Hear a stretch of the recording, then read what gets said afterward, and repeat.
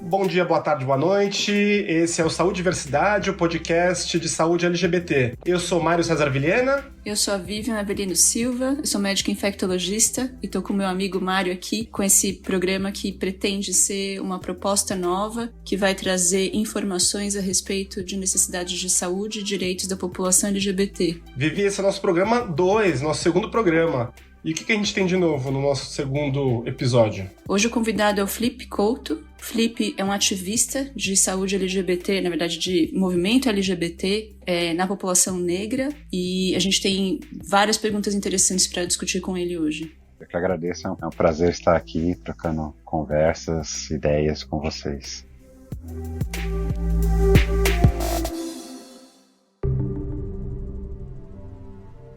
Conta então um pouco pra gente a respeito do coletivo Amem, Felipe. Como é que foi a história da criação do coletivo e de que maneira que vocês atuam nas questões como homofobia, sexualidade, o racismo e a prevenção de infecções sexualmente transmissíveis? Antes do coletivo Amem, surge uma festa. Eu sou artista, tenho minha formação dentro da cultura hip hop, essa cultura urbana, e sempre estive circulando por bailes, festas, eventos, jams, e encontrando muitas pessoas. Então, nesses espaços coletivos onde eu me construí como indivíduo social, e num dado momento eu sentia a necessidade de criar outros espaços, né, e usar a festa como um lugar de encontro. Então, em 2016, surge a Festa Amem. O primeiro nome era Amem Brothers, porque o espaço que acontecia chamava Igrejinha, então a gente fazia um jogo, uma referência à religiosidade também, com as raízes das músicas negras, né? Soul, funk, blues. Tem uma raiz aí nas igrejas negras norte-americanas, então usava esse nome com uma grande referência também do movimento Blaxploitation. Então tinha diferentes referências de estéticas negras. E aí foi se construindo esse espaço de encontro, né? Então pessoas negras, LGBTs de diferentes culturas, mas principalmente pessoas da dança, das danças urbanas, pessoas da dança Vogue, da cultura ballroom, começaram a ter a Amem, naquela época Amem Brothers, mas depois passou só Amem, como esse lugar de encontro, e cada pessoa trazendo suas histórias, suas demandas, seus diálogos, tanto na esfera política quanto na esfera artística. E aí, com o tempo, a festa, como uma esponja, foi acolhendo todas essas questões. Então, desde o começo já tinha essa ideia de ser um espaço negro LGBT, que foi uma construção também, né? Porque ela surge em um bar frequentado por homens brancos, gays de classe média. Então tinha esse processo de ocupar espaço na cidade, que é muito importante. Para quem não conhece Igrejinha, é um lugar bem conhecido na cena gay na cidade de São Paulo, né? Bem no centro de São Paulo, que é um cenário urbano próprio para acontecer esse tipo de encontro, né? Sim. E eu esqueci de falar um detalhe, assim, que eu chego na Igrejinha trabalhando como garçom. Então, durante um ano e meio, eu me afastei um pouco da dança, das artes, como profissão, como respiro, e tive essa oportunidade de trabalhar como garçom ali, entendendo todos esses espaços. Então, eu via as festas que aconteciam naqueles espaços e via como um lugar interessante para eu estar com a minha comunidade, com as minhas amigas, meus amigos. E aí a Festa Amem surge e essas pessoas começam a frequentar, ocupar essa pista de dança que antes não tinha esses corpos. Então tem uma relação entre a Igrejinha e o Amem? De nome você fala? Sim. Então, chamava Amem Brothers, como Amem mesmo, como uma referência às igrejas gospel norte-americana, da comunidade negra norte-americana, que é onde surge, né, a música soul, a música funk, o R&B, tudo tem essas raízes nessas igrejas. Então, por isso que, né, no começo a gente fez essa brincadeira, mas depois, no decorrer, né, quando foi chegando as pessoas e as demandas, a gente percebeu que o amém não cabia, né, porque a gente pensou todas essas outras questões religiosas que estavam em volta da população negra, né, candomblé, várias outras questões, e o Brothers também, entendendo que o Amen Brothers é uma referência geral, mas também construída dentro do patriarcado, e a gente tinha sisters e outras identidades que frequentavam ali. Então, teve esse processo de se recriar, até hoje, é muito presente dentro da AMEN. Então, a gente decidiu tirar o acento do Amém e tirou o Brothers. Aí ficou só a Festa AMEN. A partir de que momento ele deixou de ser a festa, então, e passou a ser o coletivo? E que tipo de trabalho vocês passaram a desenvolver no coletivo? No primeiro ano, a gente começou a fazer festas temáticas. A gente começou em abril de 2016, mensal, depois a gente passou a ser quinzenal. Em outubro, a gente passou a ser semanal, era todas as quartas, e com temáticas, né? Então, consciência negra, a gente pautou a consciência negra LGBTQIA+, Dia dos Imortais, né? Dia dos Mortos, a gente pautou pessoas que já se foram, né, referências nossas, e no Dia Mundial da AIDS a gente pautou o fervo positivo, com o slogan Viver, Ferver e Conviver com HIV. E essa edição foi muito importante para a AMEN. Eu já vinha discutindo sobre vivências positivas, né, viver com HIV, a partir de meu trabalho chamado Sangue, que estreou no mesmo ano, mas ainda não era uma pauta presente na festa. E com essa edição, a gente convidou pessoas negras, jovens, vivendo com HIV, Ozzy Cerqueira, Aline Ferreira, Carolina Iara, Micaela Cirino e o Cadu, para construir essa edição. E aí foi nesse momento que, de fato, a AMEN traz também essa identidade sobre a HIV e AIDS, sobre a epidemia, sobre soropositividade, principalmente, para além da prevenção, né, a gente pauta sempre muito a soropositividade, e intersecção com todas as questões de identidade de gênero, de sexualidade, de classe, sempre pensando a questão da acessibilidade. A gente vai se transformando, pensando com quem a gente quer dialogar. E depois de um ano, quando a gente estava comemorando no começo de 2017, no ano seguinte, a gente percebeu que a Igrejinha não era esse espaço que daria conta do que a gente queria fazer, as movimentações. Então a gente passou a fazer as festas semanais no Zapata, um bar ali perto da Sé, perto do Terminal Bandeira. E isso é uma ampliação assim, de liberdade artística, política muito grande. Então ali começamos a receber performances, começamos a fazer, antes da festa, começamos a fazer roda com temas específicos, falamos sobre gordofobia, falamos diversas vezes sobre HIV e AIDS, falamos sobre LGBTfobia. Então todas essas questões que a gente estava falando no subjetivo, a gente trouxe para a roda e trouxe essa possibilidade das pessoas também falarem de si. E aí, em abril de 2017, a gente estava comemorando um ano de Festa AMEN, e a gente se olhou e se entendeu como coletivo, porque pessoas como Isis Virgílio, que é uma artista da dança também, produtora, sempre esteve junto desde a primeira edição, estava ali construindo. No processo foi chegando Félix Pimenta, que é um dançarino, pioneiro da cultura ballroom, do Vogue no Brasil. O cantor Biel Lima, que também foi chegando, virou mestre cerimônia da festa. A Dani Glamurosa, que é uma atriz que também trabalha com arte drag e fazia a recepção das festas. A Micaela Cirino, uma artista ativista do movimento AIDS.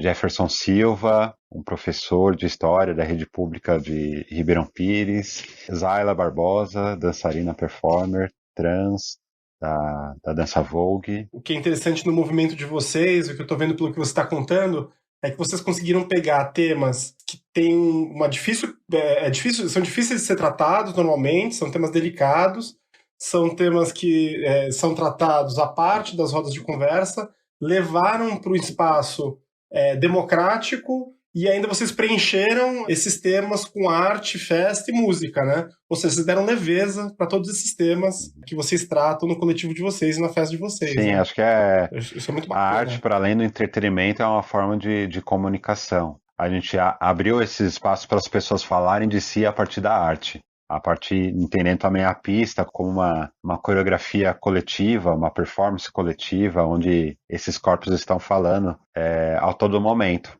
Então, o que a gente fez foi criar um espaço de acolhimento, um espaço de escuta, onde que nesse processo de encontros, vários conhecimentos eram trocados o tempo todo, ou verbalmente, ou corporalmente, esteticamente, artisticamente, numa performance. Então, sempre foi um espaço diálogos coletivos, com protagonismo negro, LGBTQIA+. Que legal, né? Eu acho sempre, quando eu escuto a tua história, né? Não é a primeira vez que eu tô escutando de você, Felipe, mas eu acho tão bacana porque realmente faltava esse espaço. Esse espaço falta de maneira geral, mas para a população negra, esse espaço faltava ainda mais. Você próprio, como um jovem negro, se sentiu bastante isolado, né? E sem opções de expressão. E aí, realmente, essa possibilidade de expressão com leveza, com arte, com o corpo, isso no contexto, né, da sua profissão, sendo dançarina, foi muito importante. Sim. E o espetáculo, Sangue, na verdade, foi exatamente isso, né? Foi uma expressão através da arte, do corpo também. Acho que para mim o Sangue foi um grande divisor de águas. Eu iniciei na dança muito a partir dessa cultura de bairro, o break, o hip hop que está presente ali. O primeiro professor foi o Dija, era amigo da família, essa pessoa do bairro que eu sempre admirei, e ele começou a treinar na garagem do meu tio, e aí foi a forma que eu entrei na dança. E aí fui seguindo o movimento, mas chegou um dado momento que eu olhei para mim e vi que tinha diferentes identidades e bagagens e necessidades de fala que eu carregava. E aí eu encontrei na performance esse lugar de falar o que eu quero com quem eu quero. E aí eu falei exatamente sobre essas camadas, essas identidades raciais, de orientação sexual, falar sobre sexualidade sempre foi um tabu na sociedade. Mesmo as pessoas héteras, né, têm essa dificuldade de falar, como fala, né, de se expressar, muitas vezes pela pornografia, ou muitas vezes pelo o marginal, né, uma coisa excluída, escondida. E aí a proposta foi colocar em cena, né, ocupar o espaço do teatro também, falar sobre arte, falar sobre democratizar a arte, e falar também sobre o que tem para falar esse corpo positivo, né, o que é uma identidade social positiva. A gente fala sobre tantas as questões da identidade negra, identidade LGBTQIA+, identidade nordestina. E aí foi uma pesquisa também de falar o que é que transformações esse vírus causa no meu corpo e o que eu posso aprender a partir disso.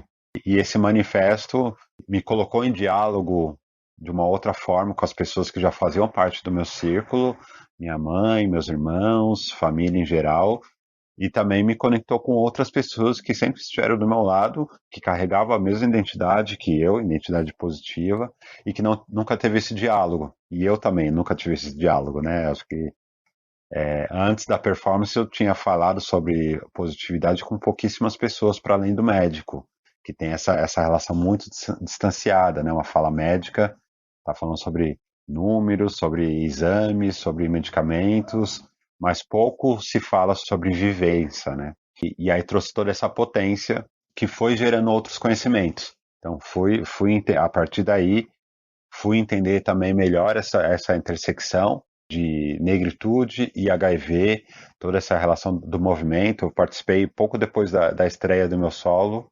Eu participei do seminário HIV Raça e Cor, do Programa Municipal de DST-AIDS, a convite de Celso Monteiro, onde eu vi algumas apresentações que demonstravam com números o modo que o HIV afetava a comunidade negra de uma forma desproporcional. Né? Questão de... Jovem e negra, né? Sim, e aí as mulheres. Então, toda essa dinâmica social do HIV, que antes eu achava que era eu tomaria meu remédio e viveria minha vida como qualquer outra. Então essa visão geral, global e social sobre a epidemia da AIDS veio com essas outras conexões, né? Como que é falar de fato em HIV e vida. São temas que acho que deixam a pessoa com medo da invisibilidade, né? A sociedade historicamente invisibiliza alguns segmentos da sociedade, como você tem falado aí, a população negra, a população que convive com HIV, e de repente você conseguir juntar esses dois temas e trazer isso na pauta pode ajudar muita gente no seu processo de autoconhecimento, de entender o que está acontecendo consigo mesmo e saber que a gente não chegou no fim do túnel, que há algo além e que existem pessoas que te aceitam, que querem conviver com você, né? Mas a minha sensação também do que o Felipe conta é que esse reconhecimento da identidade positiva, a construção da identidade positiva, te dá uma vivência nova, né? Te abriu uma porta para um mundo inteiro, na verdade, né? De interações, de ativismo, de construção de um estilo de vida e é muito legal, né, de perceber que não é uma coisa negativa que ficou só sendo tolerada com remédio para o resto da sua vida, não é? Foi realmente uma coisa que te deu uma identidade a mais, uma riqueza a mais, né, um valor a mais na sua identidade Flip Couto completa, né? Hoje muitas das minhas relações são pautadas também por a questão do HIV, que leva a falar de saúde, né? E leva a falar sobre sexualidade, leva a falar sobre afetos, leva a falar por várias coisas. Então, quando a gente olha de fato a fundo para o HIV, para além de tratamento, para além de prevenção, a gente entende que é um fator que realmente move várias questões sociais. Então, criar esse protagonismo e dentro de uma festa é muito transformador, porque é uma identidade que é muito silenciada, que é uma identidade que é carregada de culpa, é carregada de medo, é carregada de vergonha, é carregada de auto-ódio, principalmente. Então, a intenção, né, minha como ativista, como artista, e também compartilhando com colegas da AMEN e do movimento, né? Eu tenho Loucas de Alfaverense também como irmãs, que eu me alimento muito,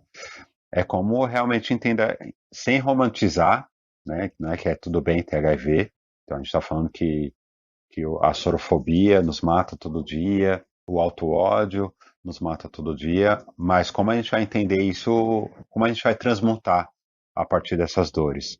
Como a gente vai criar a partir dessas dores? Como a gente vai ressignificar nossas relações a partir dessas dores? Então, a gente manda uma mensagem para as pessoas que são positivas, pessoas que são negras, pessoas trans, gays, lésbicas, pessoas periféricas. Existe um espaço onde você pode ser o que você é. Você não precisa ficar se adequando, você não precisa ficar se fragmentando. Então, quando as pessoas chegam e vê, né, talvez já me conhece, ou já conhece a mim, ou conhece outra pessoa, e vê aquela pessoa celebrando seu corpo, entra numa festa, numa performance, e vê a mestre de cerimônia falando vidas positivas importam, viver, conviver com HIV, ferver. Então a gente vai criando imaginários possíveis, né, de se existir. E eu acho que isso é interessante pensar, né, mas numa temática que o imaginário ainda hoje é reforçado, esse imaginário de morte, esse imaginário de dó. Então a gente pouco se fala sobre vida e HIV. Muito legal. E como é que você sente que é ser negro LGBT no Brasil, Felipe? Acho que são duas opressões estruturais que são muito pesadas, né? E quando é depositada em cima de um só corpo, pensando, né, todas as questões, para além disso também, questões de classe, gera essa fragmentação, né? E até uma certa fuga. Então a gente vê muitas pessoas negras que levaram tempo para entender e assumir sua identidade LGBT por questão de não suportar tanto peso. E a mesma coisa do outro lado, né? Pessoas LGBTs negras que escolhem se distanciar dessa discussão da racialidade, porque sofrer homofobia mais LGBTfobia é muito cruel. E eu falo muito sobre essa questão dos espaços, né? Os espaços na cidade. Então, pessoas negras, né, têm sua família como esse lugar de acolhimento, mas muitas vezes ali sofre LGBTfobia na sua própria casa. Então, eu acho que quando a discriminação afeta o seu território íntimo, né, que é a sua casa, com pessoas que você ama, é muito cruel. E aí essas pessoas tentam uma fuga para espaços LGBTQIA+, hegemônicos, e aí ali muitas vezes sofre de novo LGBTfobia, né? Porque, infelizmente, os espaços gays, né, LGBTs, reproduzem também essas opressões. E aí tem o acréscimo do racismo, tem o acréscimo do classismo, né, dessa coisa dessa cultura também que é elitizada. Então isso cria um não lugar, né? Então vai proporcionando uma não aceitação da sua existência no mundo. Então eu acho que hoje a gente tem alguns movimentos negros LGBTQIA+, que trazem essa potência, né, que busca uma continuidade dos movimentos por direitos civis que começaram, a gente fala, né, que começou nos anos 70, mas a gente sabe que começou muito antes disso, porque quem sempre apanhou da polícia eram, né, muitas pessoas que estavam fazendo trabalho sexual na rua, pessoas trans, e com o tempo o movimento LGBT buscou muito essa aceitação social por uma sociedade patriarcal, branca, cis, e muitas vezes esqueceram de quem está sendo excluído. Então acho que esse movimento como a Baticu, como a existência da Aparelha Luzia, fundada pela Érica Malunguinho, a existência de festas periféricas como o Elipe LGBT, a festa Crash. Nesses dois não, 6 anos, eu vejo como um ato muito revolucionário, um ato de continuidade de luta que foi esquecida, que é pelas pessoas que foram sendo deixadas para trás. Então, é um movimento que eu acho que tá buscando o protagonismo também das pessoas trans, que tá em busca da fuga da heterocisgeneridade, em busca de fugir da heteronormatividade. Então, quando a Lin surge em 2016, falando bicha preta, tra, isso é revolucionário, porque, primeiro, ressignifica a palavra bicha. Então, hoje em dia, as pessoas falam, eu sou bicha, com orgulho, batendo no peito. Então, de novo, uma palavra que era usada para nos diminuir é ressignificada de uma forma que exalta. E preta, né? Então, pela primeira vez, a gente tem no rádio, na TV, uma pessoa que está falando dessas populações excluídas. Então, eu acho que a sobreposição da LGBTfobia com racismo cria várias exclusões e, de novo, né, essa exclusão, essas problemáticas que são acarretadas, né, tanto a saúde física como HIV e outras ISTs, mas também a saúde mental. Então, a gente vê os casos de suicídio na população LGBT crescer cada vez mais, mas quando a gente coloca uma lupa também para a população negra e periférica, isso é muito grande. Então, acho que tem muitas dinâmicas aí para a gente conversar, que daria vários subtemas, que tem toda a questão do cristianismo, né, das religiões que estão ali todas nas bordas, né, então as famílias são muito construídas através disso, e muitas vezes mães, pais, vós acaba direcionando o ódio de uma forma confusa, né? Então tem essa relação de amor e ódio, de culpa dentro dos núcleos familiares periféricos que é muito violento mesmo, de fato. E sem dúvida, na verdade, esse tipo de visão vai equivocadamente enxergar a festa, como uma baderna, como uma coisa sem propósito, né? É muito legal que você está trazendo que é diversão, e é prazeroso, e é ativismo, e é um espaço de existência para essas pessoas que têm tanta exclusão, né? Uhum. E o que é interessante na sua fala, né, que eu fiquei positivamente impressionado com o que você falou, porque é exatamente o que acontece, e eu acho que principalmente é o que passa pela cabeça de quem não vive no mundo LGBT, né? Quem não vive no mundo LGBT acaba transportando, sem saber, todos os modelos dessa vida, desse mundo opressor, hegemônico, para o mundo LGBT. E não consegue ver que dentro desse contexto LGBT tem diversos universos. E uma outra relação hegemônica se estabelece. E com o movimento que vocês criam uma democratização, uma proposta de democratização e de empoderamento de diversos segmentos.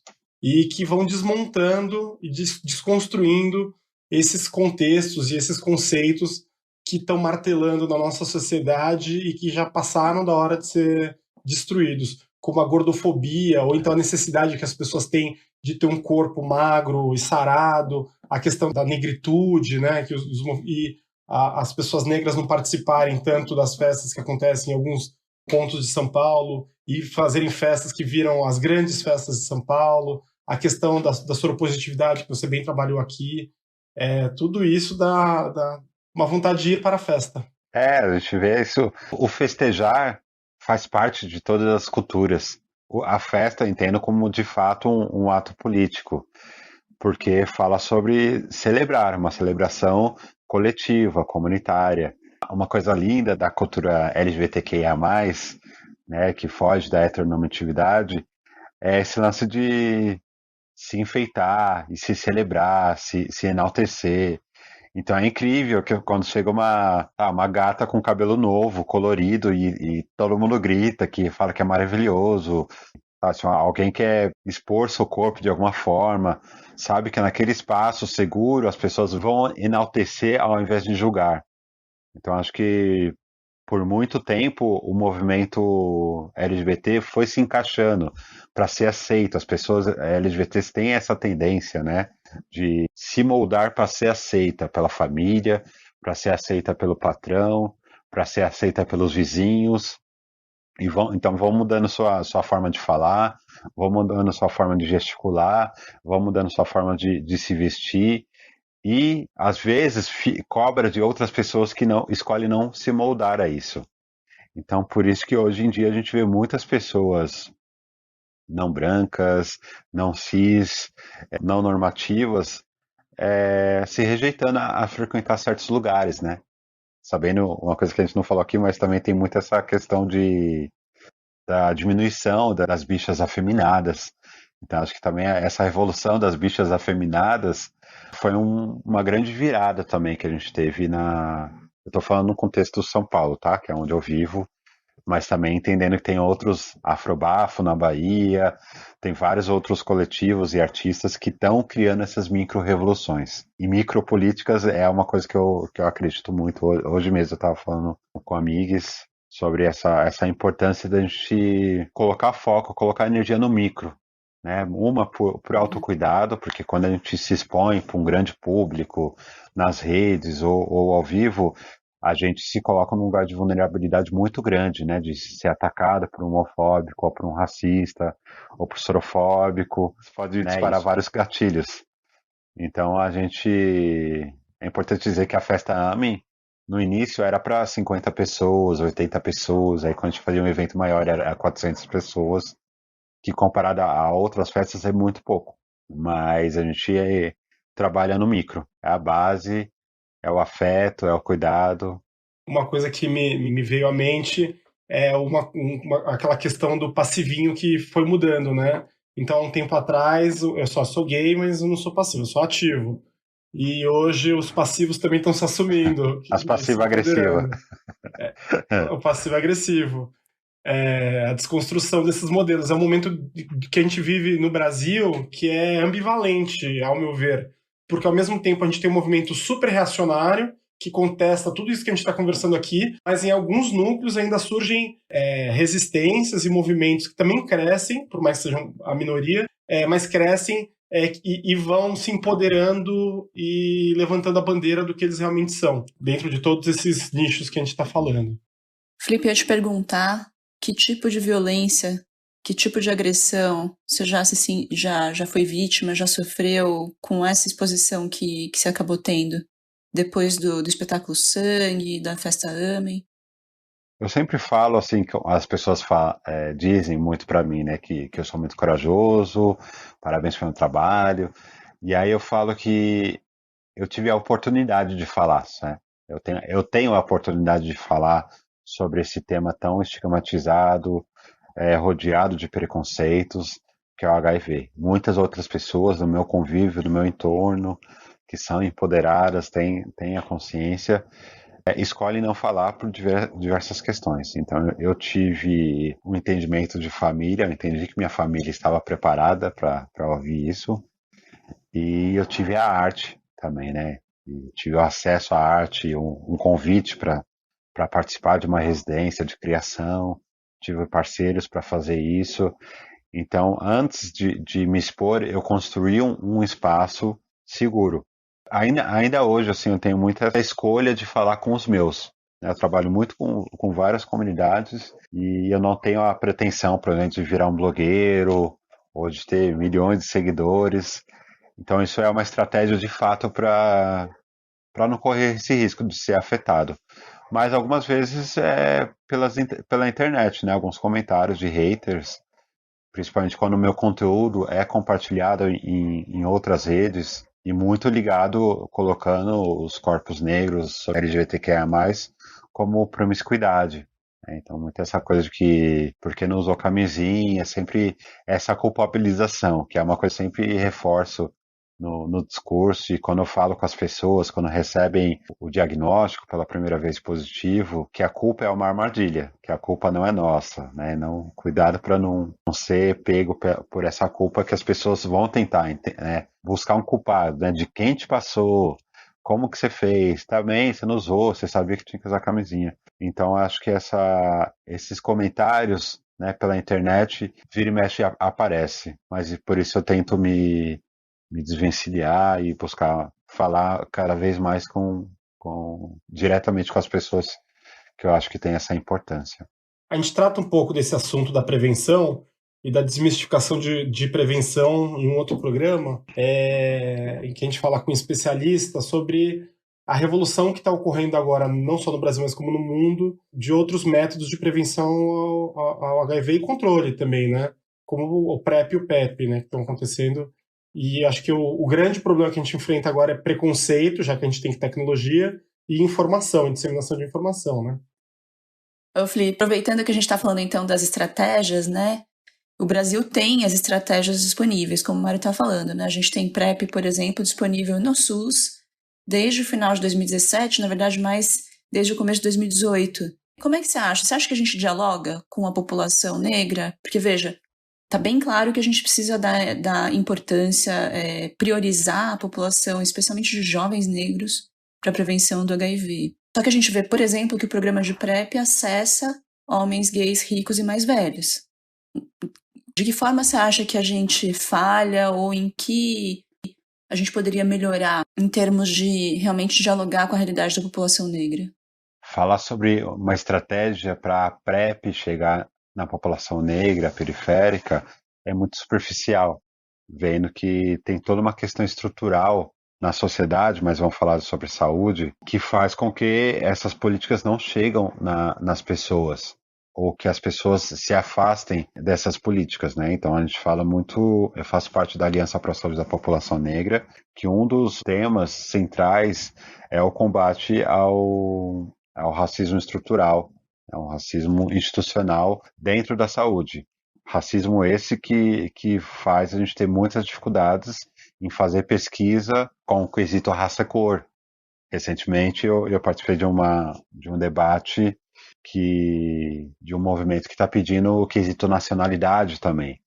Então são lutas muito primárias que a gente ainda tem que fazer no sistema de saúde, que pode gerar no futuro políticas efetivas que atinja a população negra e periférica. Então, esse cenário do sucateamento do SUS começa de hoje, né? Não começa do governo Bolsonaro, mas ele se intensifica, sim. A gente perde o departamento de HIV e AIDS, e a gente perde, né? Em menor escala, a gente vai perdendo, vai desestruturando, causando todo esse sucateamento e vai criando um distanciamento do diálogo dessas pessoas. Então, a gente ainda, falando em população negra, a gente ainda tem muita dificuldade de fazer a testagem, a gente tem muita dificuldade em fazer o tratamento chegar nessas pessoas. A gente pode testar, dependendo da situação, HIV, sífilis, hepatites B e C, o mesmo hepatite A, que também é importante para a população de homens que fazem sexo com homens, HPV, gonorreia, clamídia. Então, dependendo da queixa e do tipo de exposição, a gente tem diferentes indicações, né? Mas a testagem, acho que o Felipe estava até mais se referindo ao próprio HIV, né, Felipe? Sim. falando de HIV, mas também no geral, né? Falando de saúde sexual. Ainda tem muita dificuldade, né? A gente tem muitos relatos e, de fato, a chegada no serviço de saúde, principalmente os periféricos, para muitas pessoas é dramático, porque encontra ali também o racismo, encontra ali também a LGBTfobia e vai criando uma rejeição de estar ali, né? Então, escutar algumas frases de profissionais da saúde quando você vai fazer a testagem vai criando esse distanciamento, e isso é muito problemático. Enquanto outras pessoas de classe média, as brancas, às vezes têm seu plano de saúde, têm seus exames de rotina e vai ter mais acesso a isso. E além disso, a gente tem todo esse pensamento de saúde no sentido amplo, né, de saúde mental. A gente tem que falar sobre muitas pessoas que têm dificuldade de habitação, dificuldade de alimentação. Então, são muitas barreiras que têm que ser dialogadas em combinação com as políticas de prevenção e principalmente a política de PrEP, hoje em dia. Mas essa complexidade, né, ao mesmo tempo a gente vai pontuando que tem que melhorar e vai entendendo que é uma política que foi conquistada, né, que é de acesso geral, né, universal, é direito. Então, se é direito, a gente tem que fazer a nossa população acessar isso. E então, nas ações minhas individuais, eu também dialogo muito com a comunidade Ballroom, né, que também é um ponto muito interessante de falar, de um movimento global, nascido nos Estados Unidos, muito próximo da epidemia da AIDS, o boom da AIDS ali, que operou ali como uma ferramenta de cuidado coletivo. Então, em nossos eventos, a gente faz testagem em parceria com o Programa Municipal de DST-AIDS. Então, em algumas festas, alguns eventos, a gente faz a testagem e tem uma adesão enorme. A gente vê a necessidade nesse processo, né, que as pessoas querem se testar, mas elas querem se testar em um lugar que respeite elas.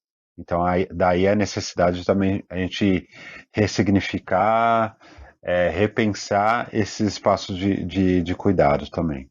Uhum. Você falou da comunidade Ballroom, você pode explicar para quem está ouvindo a gente e não sabe o que é?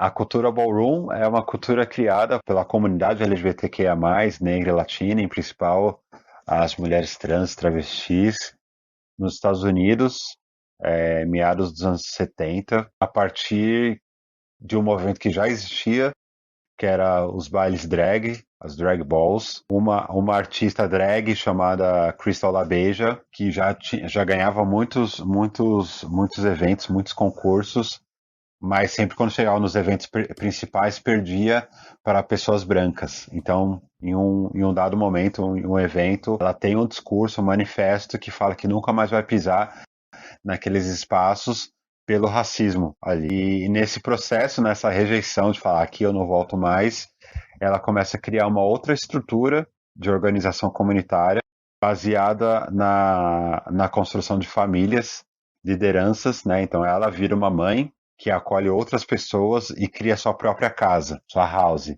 E aí, nesse processo, ela cria House of LaBeija, que é a primeira house dessa comunidade Ballroom, junta com outras lideranças, outras mães, constrói uma comunidade. Então, cada mãe constrói sua house e cria seus próprios bailes. Então, as balls era o encontro dessas houses, e com uma grande diferença que tinha a performatividade. Foi criado categorias, primeiro de beleza, né, de face, mostrar seu rosto, sua maquiagem, mostrar sua roupa, né, categorias de moda, de pose, né, imitando as revistas, e a partir daí, desse processo, foi se criando várias outras performances, que uma delas é o Vogue, que é a dança Vogue, que é uma performance que se destaca dentro da comunidade Ballroom. E aí é esse encontro, né, da comunidade para se enaltecer, para recriar o mundo lá fora, que é onde elas não cabem, e a partir desse autodepoimento, né, se constrói uma passarela onde você vai performar, mostrar quem você é, esse personagem, ou o que seja, e a comunidade vai te presentear, né? Tem essa coisa dos Grand Prizes, que são os troféus, que eu acho que é muito simbólico a própria comunidade premiar as outras pessoas, né? Enaltecer, dar um prêmio da melhor mãe do ano. Aí nesse processo tem todas as questões sociais que são acolhidas por essas pessoas. Por exemplo, muitas pessoas trabalhadoras do sexo, muitas pessoas expulsas de casa pela família. Então essas mães acolhiam essas pessoas em suas casas. O uso de drogas, né, na época era muito forte, até hoje é, mas ali era uma pauta muito grande, né? Então como as próprias lideranças iriam criar esses diálogos, iria dar ajuda, ia acompanhar o médico e também toda essa questão da saúde sexual. E essa cultura chega no Brasil 2014, 2015 e vai florescendo e hoje a gente tem diversas casas, diversas houses locais com cada um com a sua especificidade, né? Tem uma cena muito aflorada em São Paulo, no Rio, em BH, em Brasília, no Nordeste cada vez mais está crescendo e eu acho que é um movimento muito importante porque tem esse protagonismo de pessoas excluídas que buscam, através da arte, um empoderamento. Então, quem puder, quem quiser assistir mais, a gente tem essa cultura chegando no mainstream hoje em dia. Então, tem a série Pose no Netflix, mas também tem o documentário Paris is Burning, que tá no Netflix também, tá no YouTube, e explica um pouquinho melhor, mostra um pouquinho com imagens o que é isso. Depois que você me contou, eu assisti Pose, assim, em 2 dias, toda a série. Adorei. Rios e lágrimas. É muito potente, né? É muito potente como através da dança, através da performance, vai se trazendo muitas questões contemporâneas. Mas acho que é bem a mensagem que você estava falando no início, né, da nossa conversa, da festa, da performance, do corpo, da valorização, né, da pessoa, mas que não é apenas uma festa, uma performance, um corpo, né? É uma militância, é receber pessoas que foram excluídas numa casa nova, né? Começar do zero, outra família, né? Então tem realmente um papel social, né? A família. Dentro de uma sociedade que a todo tempo tenta excluir, entendendo esse governo que a gente teve aqui, que pensar, né, que ele foi eleito, tem uma das pautas principais a homofobia, criando diversas fake news, dando diversos discursos homofóbicos e chegou no poder, a gente vê essa força do mal, né, que a homofobia, a LGBTfobia opera na nossa sociedade. Então, dentro de uma sociedade que tenta nos matar, tenta nos excluir, essas pessoas colocam como manifesto: eu vou existir, e vou existir da forma que eu quero. E isso é um ato político incrível. Legal.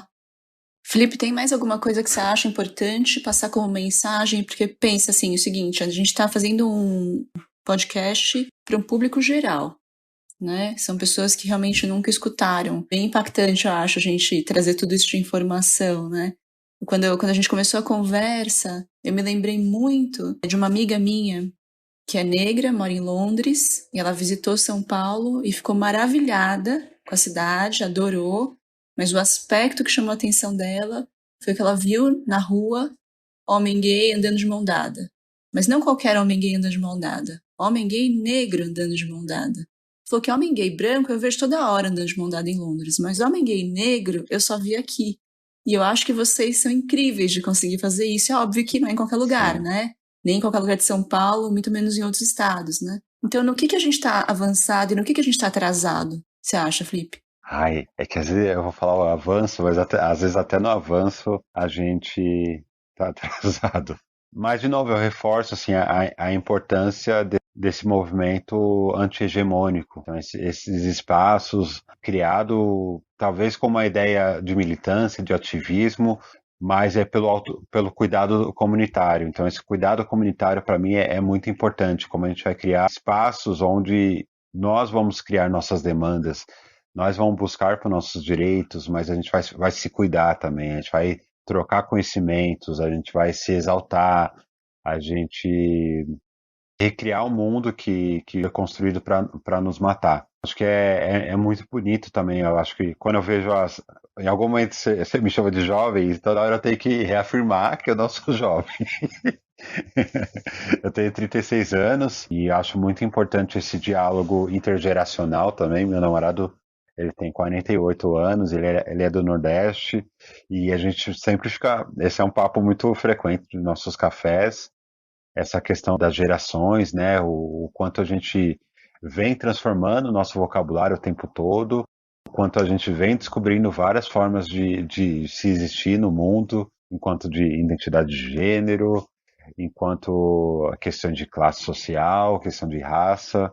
Infelizmente no Brasil a questão racial foi sempre silenciada com essa falsa democracia racial e a gente vê as novas gerações se apropriando das suas identidades, suas várias identidades, entendendo que isso é uma potência, entendendo sua ancestralidade, né, buscando lá suas raízes, quem veio antes da gente, quem pavimentou esse chão que a gente está pisando. É muito importante e eu acho que esse processo, esse trabalho de criar formas de dialogar, formas de conversar, espaços de conviver é necessário. Eu quero muito seguir conversando com as bichas de 15 anos para saber o que elas trazem, como elas lidam com sua sexualidade, como elas lidam com seu gênero. E acho incrível, quando eu vou conversar com elas, ela já nem pensa mais homo hétero, ela está falando de pan, coisas, né?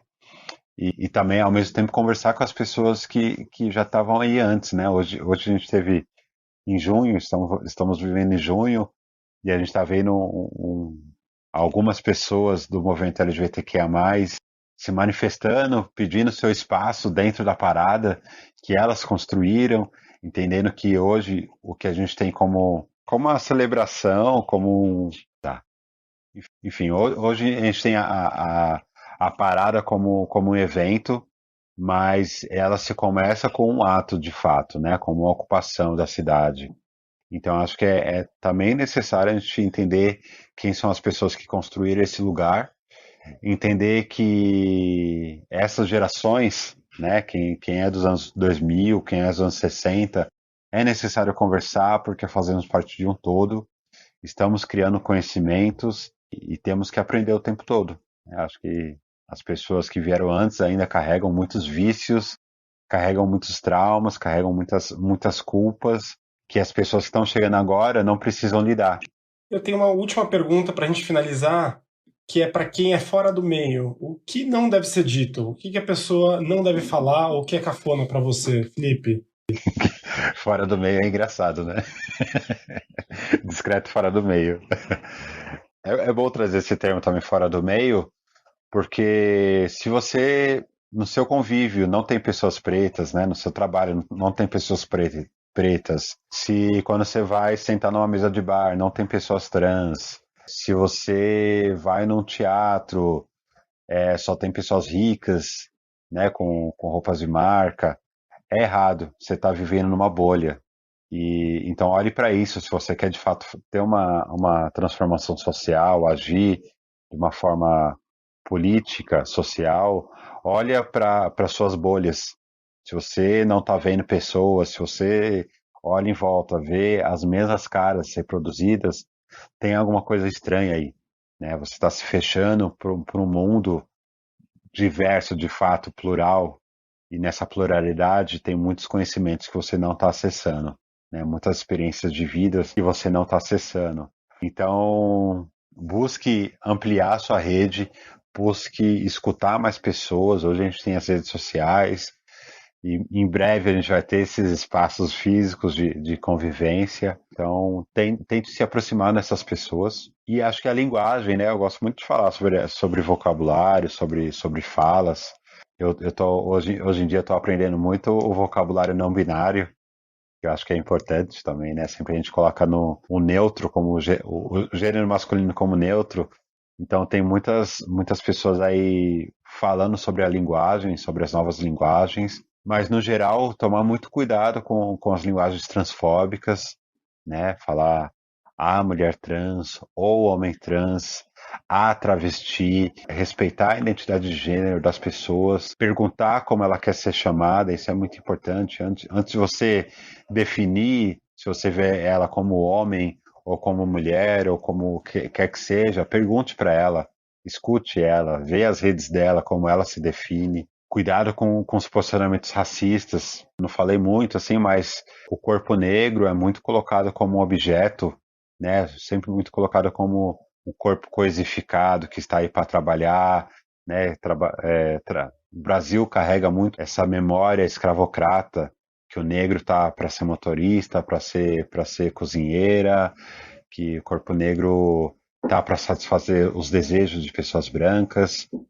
Então, cuidado com o olhar que você lança para outros corpos, para corpos negros. Cuidado a forma que você elogia corpos negros, que pode ser carregada de racismo.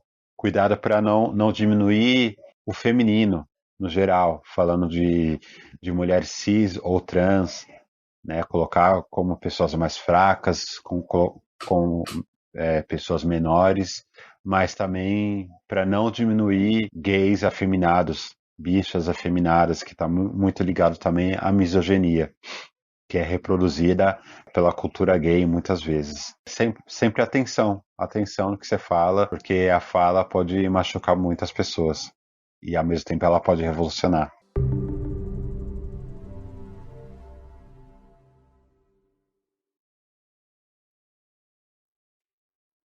Felipe, muito, muito, muito, muito obrigado pela sua presença aqui no nosso programa.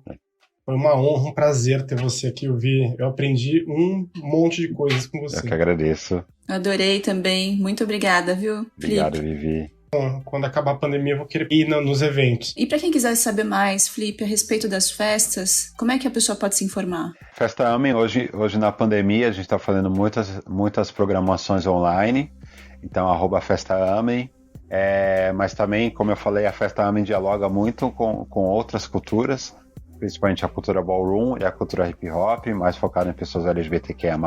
Quem quiser entender mais sobre a cultura ballroom, tem algumas páginas Ballroom SP Oficial, Voguing SP, Voguing BR, que ali sempre vai divulgar os eventos da comunidade ballroom.